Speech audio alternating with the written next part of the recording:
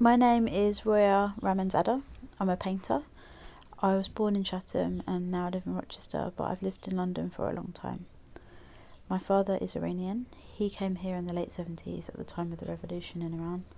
My mother is English and Jewish, and she was born and raised in the northeast of England. Her Jewish grandfather came from the Ukraine before the start of the Second World War. My background has a profound impact on my perspective and my art practice. Due to Iran's political climate, the Iranian diaspora is huge and sprawling. There are approximately 4 to 5 million people with Iranian heritage living outside of Iran. I am passionate about human rights, and increasingly my art addresses the hostile environment faced by migrants and refugees in the UK.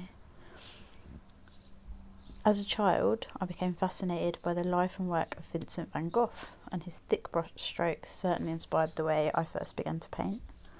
At art college, my tutor, Curtis Tappenden, showed me Basquiat's work, and I remained heavily inspired by him.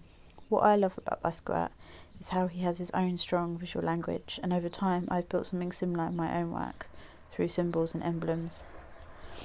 I've just finished studying, after a very intensive 2 years of studying, on my counselling diploma. I have an exhibition coming up in October with my best mate's dad, Abdullah Naweed. He is an incredible painter, but he's never before exhibited publicly. Our show is titled Contemporary Paintings from the Diaspora and opens at the Halpern Gallery in Chatham on the 12th of October this year. I'm also having a baby in the next few weeks, so I've got a busy couple of months ahead of me. The biggest challenge of being an artist is quieting my mind to the worries of life and the opinions of others, and getting in touch with my authentic self and what it is that I actually want to create, without worrying about what other people think about what I'm making. If I could give advice to my younger self, it would be to find the courage to apply for shows and opportunities.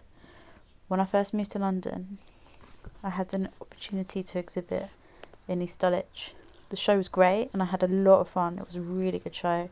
Lots of people came. It was just an amazing night, amazing week. But then I just let exhibiting fizzle out and I didn't seek out another opportunity like that again. Life was a bit chaotic. I was working full time, had partying, relationships, and I continued to paint throughout those years, but I did nothing to promote my work for a very long time. When my daughter was born in 2020, I discovered a new, stronger side to myself, and through discovering that side to myself, I also discovered the courage to put myself and my work out there again. When I'm beginning a new piece, I tend to need complete silence to concentrate on planning out the piece, but after that, I can just work with music, podcasts, TV, CBeebies, Coco Melon on in the background.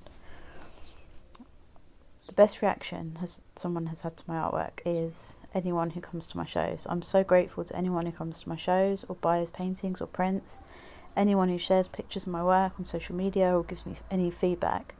Because I just painted for myself for such a long time, I didn't share it with the world, so it's humbling for me to share it with other people, and a little part of me just still can't believe that anyone likes my work at all. It gives me a great feeling of accomplishment to share my work with other people. What do I hope people take away from my artwork? My work's all about being human and this wild ride we're on, and if I could choose one message for people to see in my work, it's that we each have much more in common with each other than we think. My alien refugees in the paintings are asking the viewers to empathise with them and their story.